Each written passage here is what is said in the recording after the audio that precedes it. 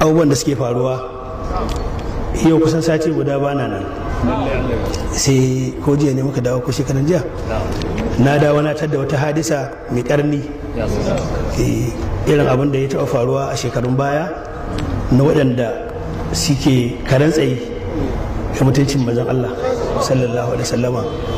To mun ga abubuwan su sake faruwa don har wata abin ma an nuna mun na ga irin rubuce-rubucen da aka yi irin wayannan maganganu wanda baki ba zai iya faɗa su ba. To wannan abubuwa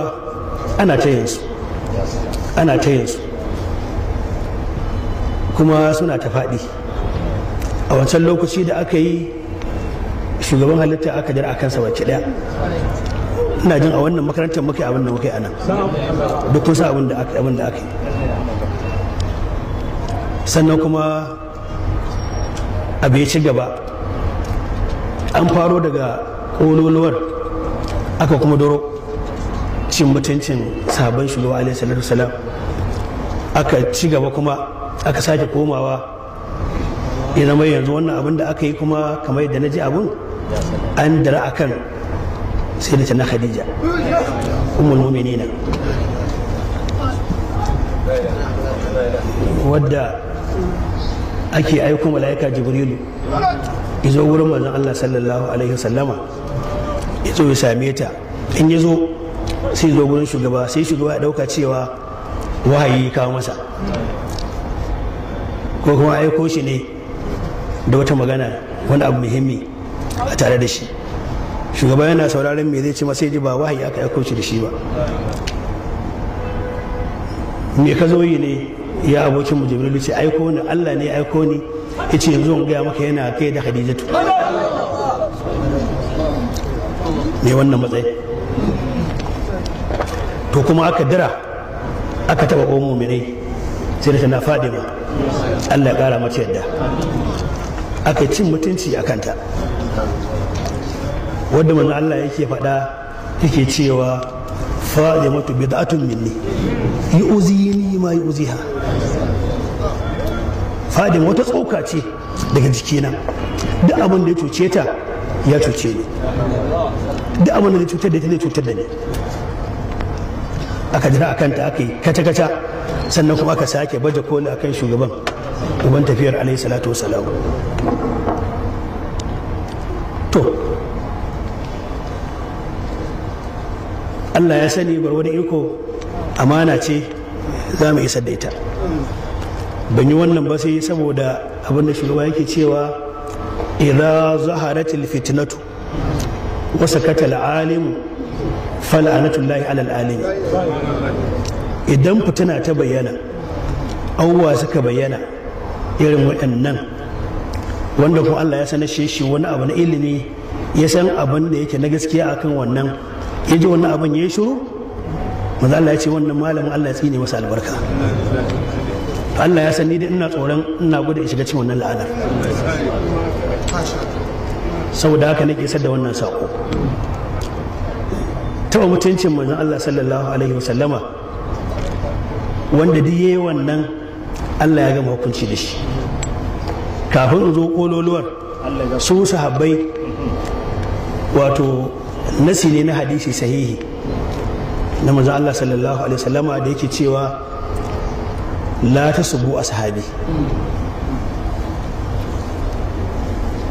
kar ku zagi sahabbai na. Ya tabbata cewa zaginan nasu kar a zage su, ya ce kuma wato kakkurke su karan bara, la ta tafi zuwa magaragan ba'adi. Za ta subu a sahabi ɗan hadisin nan Buhari ya roce shi, Muslim ya roce shi, Abu Dawuda, Tirmidhi, Nasa'i, Ibn Majah. Iman ga hadisi ɗan gata irin wannan hadisin ba. To in ka ce sahabbai ahlul baiti su ne a muqaddimarsu, na Fadima tana ciki, sai da na hadisi suna ciki. Hukunci wanda al-Imam Iyad ya yi bayani dalla-dalla sun yi shifa'u nasa, wanda ya zage su sahabbai, wato an yi ijma'i kan cewa zage su haramun ne. Ahlul baiti da kuma kun zaman sahabban zage su haramun ne. wanda kuma yi wannan abin da aka ce a masa abin da malikiya da duka sauran mazhabi suka faɗa wato ta'aziri ne mai zafi a masa dukan tsiya jikinsa ya gaya masa shi ko akan zagin shugaba alaihi salatu wasalamu wato abin mamaki na girman ubangiji irin yadda Allah ya isa matuƙa wajen nuna mana martabarsa cewa yi wato hukuncin yadda ya tabbata in mutum ya zagi ubangiji subhanahu wata'ala ana iya bashi wata yadda dama a ce a bashi dama ya tuba sai ya yi tuba sannan a kashe shi amma manzon Allah mutum yana zagin sa ba neman tuba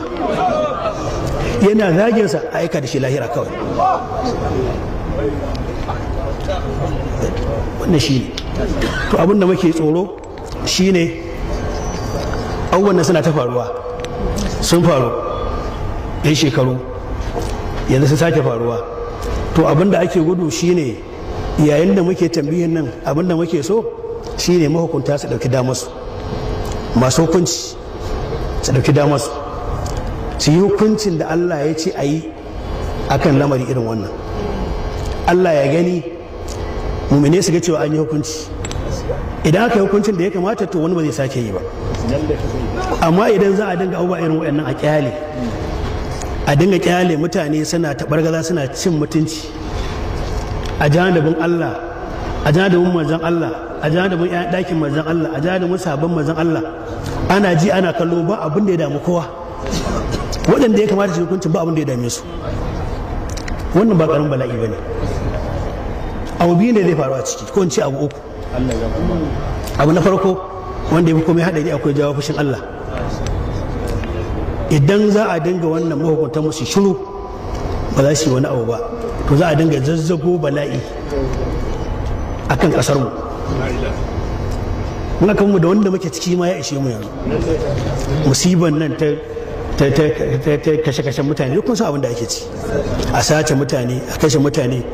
yanzu yara suna yawon biki mata a cikin bainul malai ba a ƙauye ba a cikin gari a buge su a kwace musu waya in sun yi a soke su da waya mutane duk ana waɗannan abubuwan yanzu a ɗan ake ciki duk wannan bala'in bai isa ba sai an ja mana wani a ce kenan ba wanda zai wani hukunci ba za a motsa hukunci ba sai a kyale kowa ya abin da ya ga dama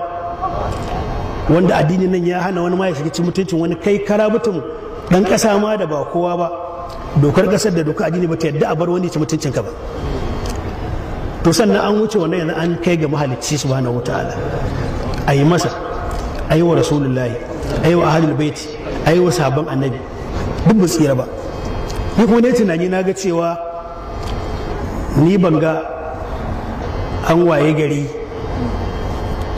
wani shugaban ƙasa zai zauna wani ya dinga zagensa yau ya zage shi ko ya zage jibi ya zage shi kaga shiru ba ana yin haka akwai wani gwamna a ƙasar nan wanda yau wani zai shiga lasifika ya ci mutuncin sai zage shi yau gobe ya sake yi jibi ya sake ya kyale shi akwai wani sarki da zai zama a ƙasar nan yau wani ya shiga ya zage shi gobe ya zage jibi ya kyale shi a shiru shi kenan kawai sai manzon Allah da sahabbai su ne bulis